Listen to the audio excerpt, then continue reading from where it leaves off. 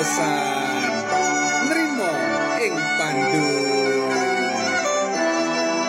Odo eling sanak kadang ojo sira padha lali, eling pikir maring pangeran iku bisa dadi dalan.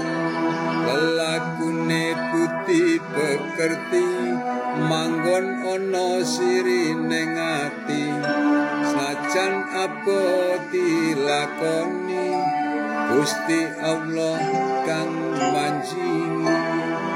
Mulane aja ngersula yen nandang kemelaratan, satuhune melarat lan sugih iku kelar mung kesasar.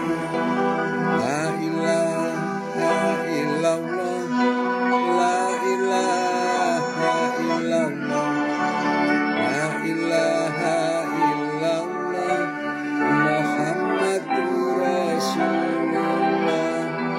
La ilaha illallah, la ilaha illallah, la ilaha illallah, Muhammadur Rasulullah.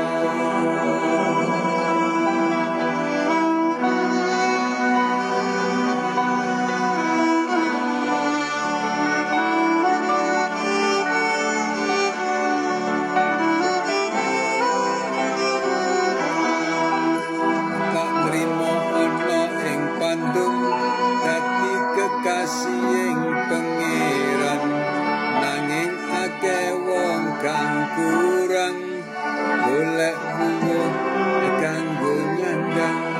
Ora ana ati sumeleh tansah ngongso-ngongso uripe, nuruti hawa nafsune bakal ketemu